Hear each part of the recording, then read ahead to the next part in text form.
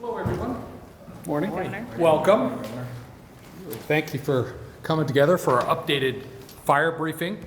I'll open up with some comments and then we'll look forward to the briefing. So, government's chief responsibility is to keep people safe. That's why it's so important that we get together like this to prepare, to collaborate, and to really unify in our commitment to protecting our people, our communities, and our lands. But first off, I just want to say thank you to our firefighters for the work that they do. These men and women are bravely out on the front line, working long hours in rugged terrain, hot temperatures, and sacrificing time with family to do that for us. Their sacrifices really cannot be calculated in terms of dollars spent or acres burned or not burned, as the case may be. They do all they can to keep us safe, and we must return the favor by doing all we can to keep them safe. While we cannot control the weather, we can take steps to mitigate the risk of severe wildfires by continuing to focus on two things. First, one, aggressive attack on all fires. And secondly, to work on prevention, to prevent the fires from happening in the first place. With every fire, we must respond with one goal, and that is to put the fire out safely and as quickly as possible. Regardless of where a fire starts, we must apply the same operating principle. Aggressive initial attack is not enough. We must pursue a policy of aggressive attack on all fires until they are completely extinguished, so long as firefighter safety is not compromised in the process. The smaller a fire is, the easier it is to fight. It requires less resources, and it's just easier before it gets out of control. Last year, and I'm really proud of the work that the state did at DNRC and with our partners, we kept 95% of our fires to 10 acres or less. That's a remarkable achievement and really shows the work that was done.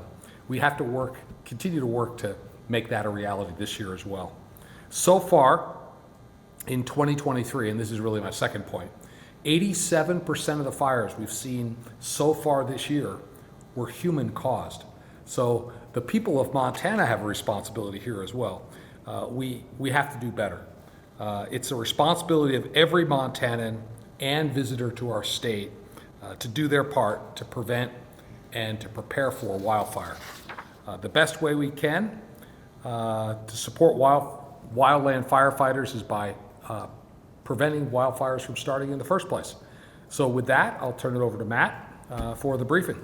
Well, good morning, Governor, and thank you for the invite today to update you and Montanans on current wildfire activity and take a look at how current and forecast conditions may affect wildfire activity here.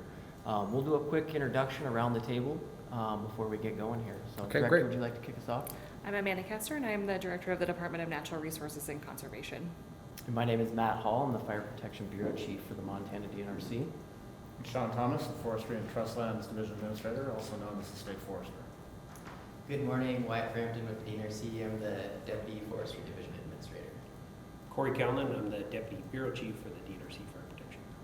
Good morning, I'm Rebecca McCormick, NRCC meteorologist with Fish and Wildlife Service. I'm Dan Borsum with the Bureau of Land Management and one of the Northern Rockies Coordination Center Predictive Services meteorologists. Yeah, thank you for being here. Thank you. So these two play a vital role in keeping our wildland firefighters and fire managers up to speed on fuel and climate conditions and weather that influences fire behavior across the state. Today, Dan's here to provide forecast and insight into what the peak fire year has in store for Montana. Dan, thanks for joining us today. I really appreciate it, and I'll turn it over to you. All right, thank you. And I'll go up and present Okay, some slides. perfect, thank you. So just real quick, Predictive Services, we're multi-agency. Our main function is to think strategically about where resources need to go and to generally provide an outlook for what the environment's going to be in the next couple of months. Helps preparedness, helps our partner agencies figure out what's the best plan of attack. One of the best parts parts of that is being multi-agency. So I'm not only with my federal partners, but our state partners. They're in both of my work units. It's a great environment for me to be fully engaged and aware of what's going on. So where we are right now, number one, drought is existing west of the Continental Divide. It actually started last summer. That was the one area of the state that actually had some fire season. And it's been persistent throughout the winter months into the spring. And we are actually seeing some fire activity over there. We've had just enough moisture from thunderstorms to hold things off. So we've been getting up to a point where we're almost seeing a cascading increase in fire activity. We're not there yet. And then we got a heat wave coming in. It's going to change shortly. So that's one thing we really want to stress as a message. Be prepared for big change. And then the other thing that's going on is the weather pattern globally has changed to El Nino. That means that we're going to be warmer and drier as we get to the later part of the season. So fire season could be prolonged. However, that also often represents an opportunity for our partners to get into the landscape and do some of the fuels work that helps prevent fires from getting really big. Real quick, right now, all the large fire activity is actually just to the west of Montana. Idaho, eastern Washington, they're seeing the bigger fires shown in the flames. All of our fires have been managed at very quick, fast, small response levels. Here's the drought status across the region. Everything that you see in northwest Montana started about June of last year. It was not in drought status last year in April. So we're seeing the landscape change. The two areas that are in dash brown is where we've seen the most change over the last month. And the Continental Divide provides a very clear delineation of where we have concerns for most of the area, though north central Montana is getting drier. I'm kind of on the quick side. But taking a step back and looking from a continental perspective, the Montana piece of this drought is actually part of a larger drought area that extends well up into Canada, but also into the Pacific Northwest. And this actually paints a little bit of one of the fire season stories, which is the smoke that's out there, which, you know, people always think, hey, fires, where are they? The smoke's impacting me. Well, right now, the Montana fire season is really being driven by, or has a large component of Canadian smoke. There's where all the Canadian fires are. 10.2 million hectares, that translates to 25 million acres burned in Canada, and that is projecting the smoke from time to time into the region. We've got a beautiful day here in Helena. It's actually nice across the state. We had a nice cold front come across, but unfortunately, with as much fires up there, do not be surprised to see smoke come into the state, and it may not just be our fires, it may be from the Canadian.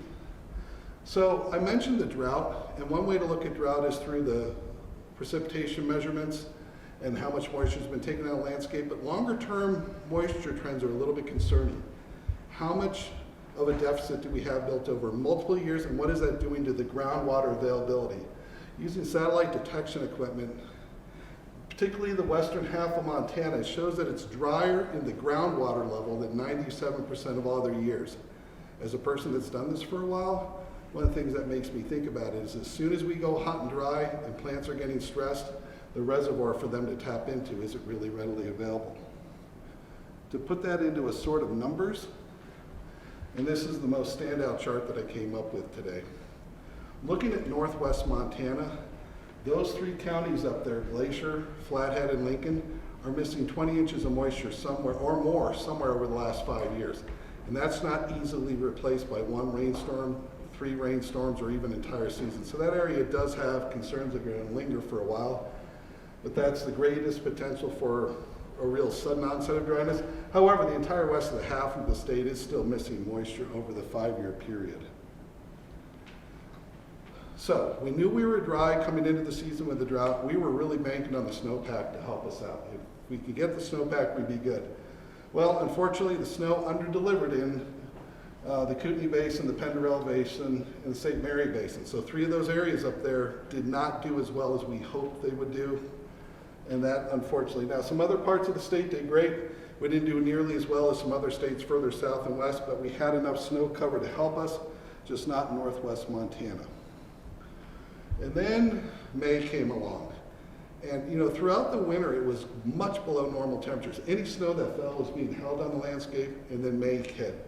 And we had a record high May temperatures up in the northwest part of the state, and that really started melting the snow rather quickly. And for a lot of areas, we transitioned into almost an early summer as the month went by.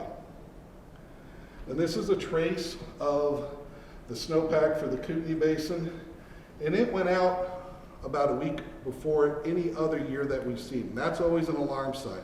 What years does it compare to? Well, it was some years in the 70s that were earlier, or just as early. But that's a sign that when we lose the snow 3 weeks early, what is the landscape doing? How are things beginning to unfold and transition? So, holding that background information as to what the landscape was looking like as we went into spring, I'll get back to that in a second. Over the last 60 months, or 60 days, so from mid-May to mid-July, what have we done precipitation-wise? Lo and behold, the Continental Divide shows up again. West of the Divide, we're drier than normal. East of the Divide, we're well above normal moisture. And again, during the last 60 days, temperatures have been well above normal. So we're just continuing to throw at northwest Montana conditions which make it drier and warmer faster.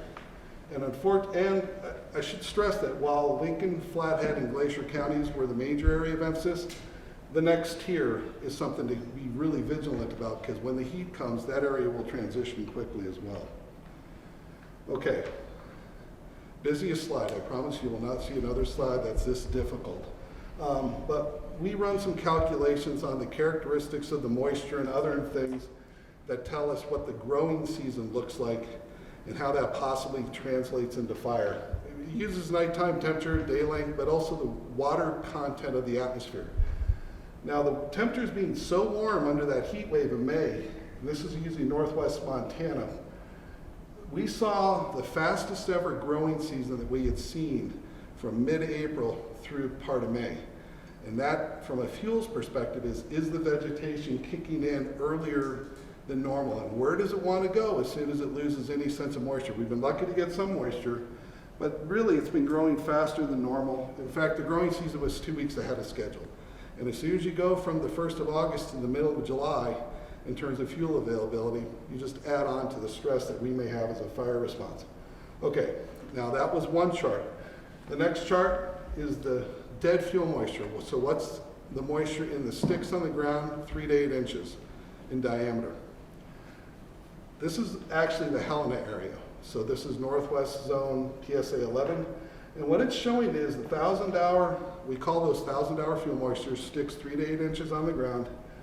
It is just about to approach normal right at the beginning of the heat wave. So I'm showing this because it says, hey, the area, the next tier that I'm worried about is going to start coming into place shortly. And that to me is a real critical thing for everybody to be aware of, that we are just getting to the cusp and we're going to see really heat waves through the end of the month, and that's going to cause problems. The other last piece that we try and pull in is what are the live fuels, live plants actually doing? We have people, firefighters that go out and cut samples, put them in the oven and find out what's the weight of that, how much moisture's in there. And their information is saying that we're still at about 120 to 140% of the value that considers when the fuel goes inactive. What does that mean? It's still a barrier. Right now, if we're at a fire to go in a landscape in the mid-slopes and it's encountering shrubbery, it's going to kind of slow down going through that. The grasses on the south aspects, they're becoming more available, but the shrubs, they're doing a little bit better. But look at the satellite data, we can see that the stress, anything that's yellowish or reddish on this chart, means that the plants are not feeling as good as they should this time of year.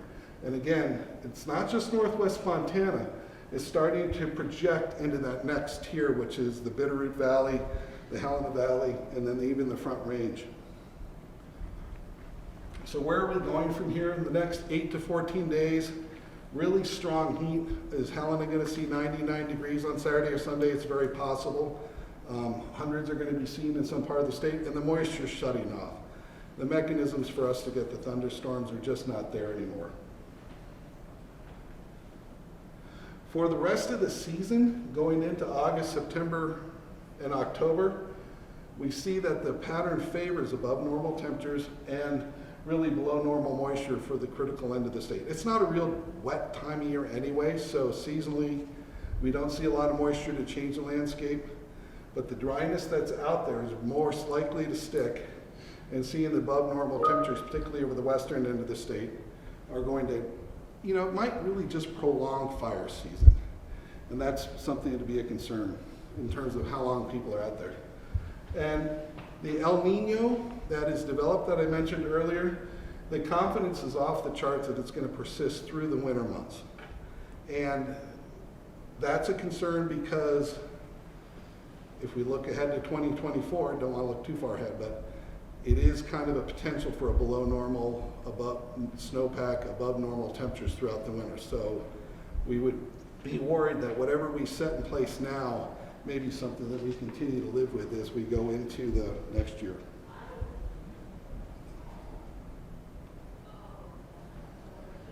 The drought outlook, given all the other slides that I've mentioned, just show really no change expected. So where we have the problems, we expect them to be set in stone basically for the next couple months when fire season hits. So for this month of July, the projections were for the northern Rockies that the northwest corner of Montana, which is this one piece up there, was our one area of concern. As we go into August, we begin to spread it more into the glacier country, over into more of western Montana. And one thing that should be really clear for a lot of folks is when we say normal fire potential for areas, the rest of the state that's in white, that still means fire, right? We are still gonna get fires, we're still gonna have some fires that cause some problems. Just the biggest, largest fire potential is in the northwest part of the state. But the remainder of the state still should be definitely prepared, especially when this heat kicks in. Going into September, no real changes occur.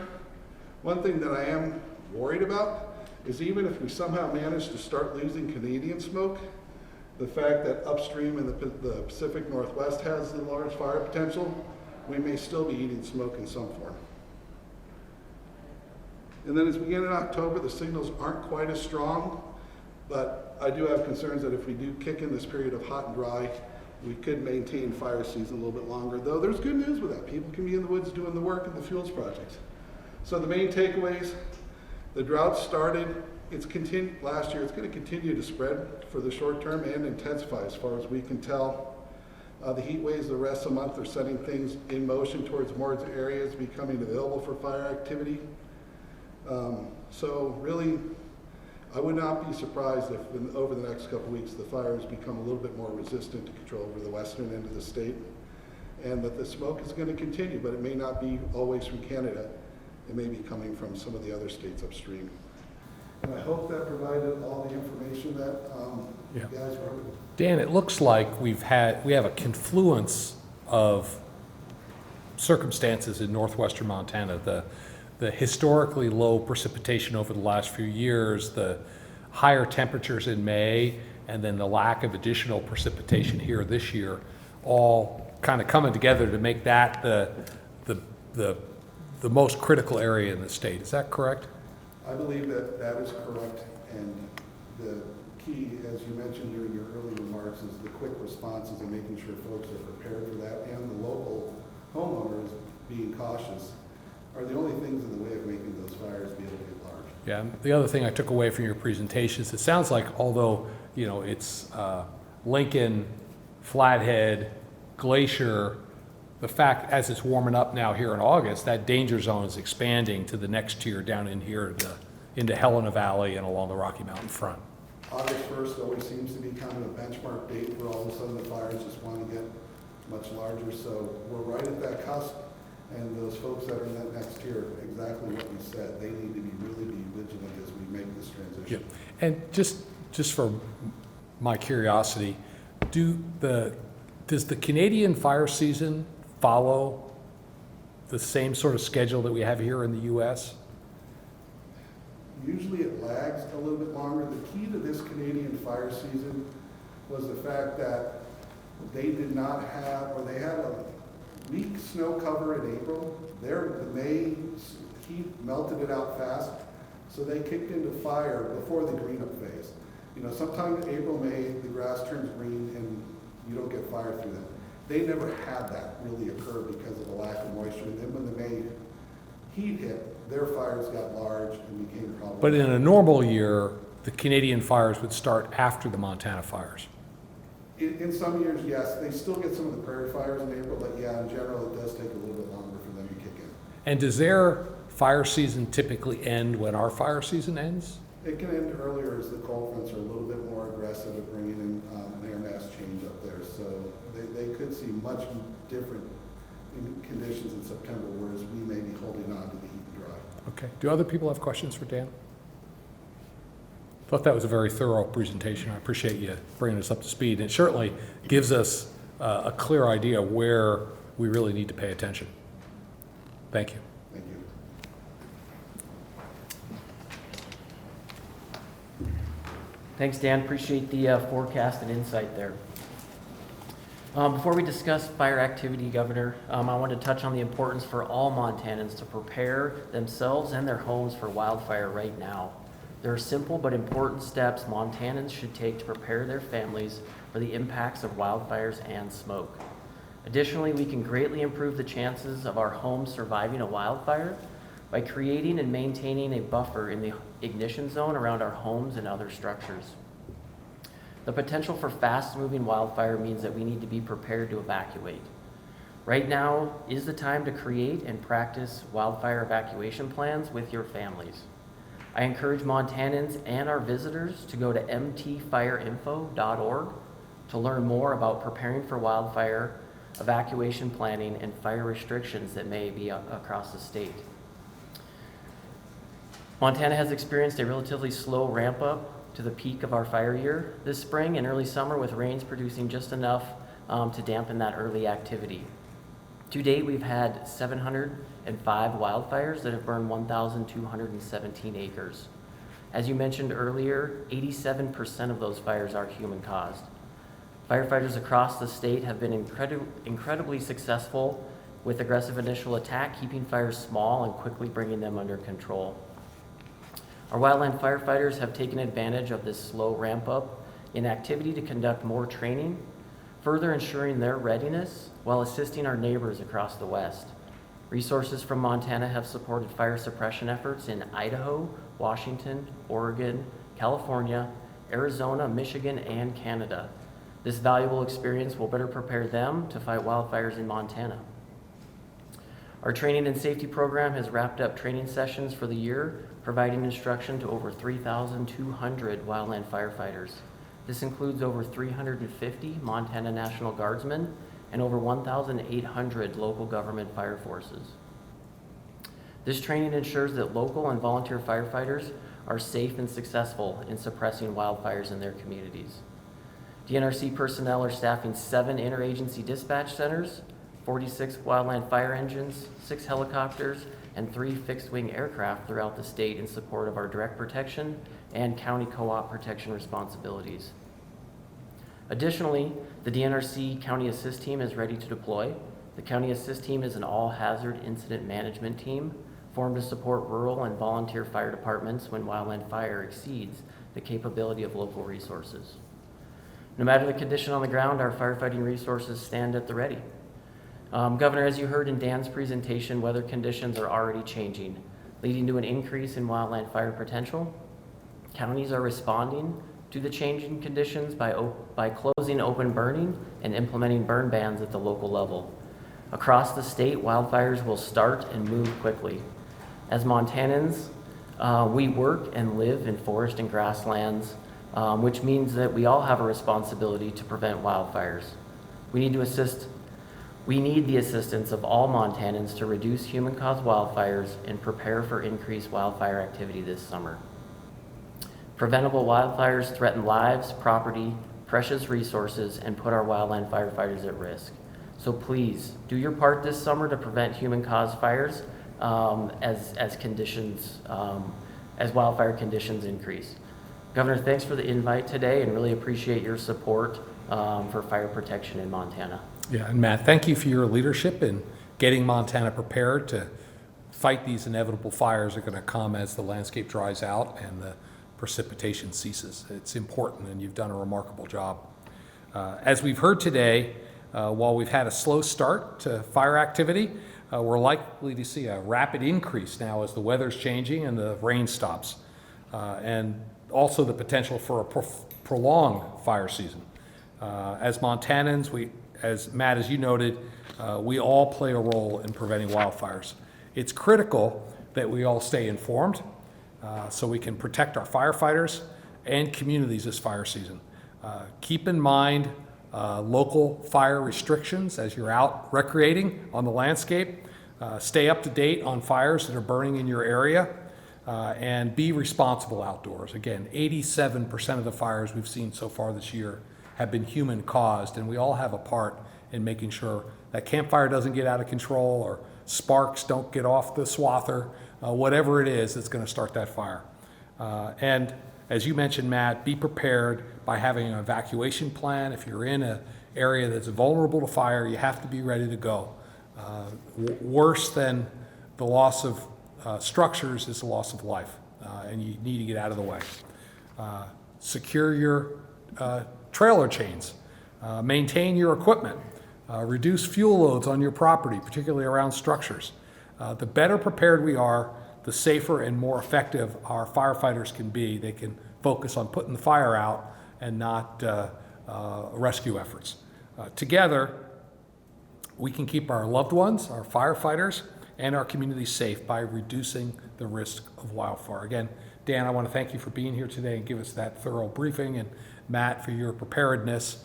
And the message we're trying to communicate to the Montanans is let's work together and be prepared and to protect structures and lives and livelihoods. Thank you so much for being here today. Thank you. Thank you, Governor.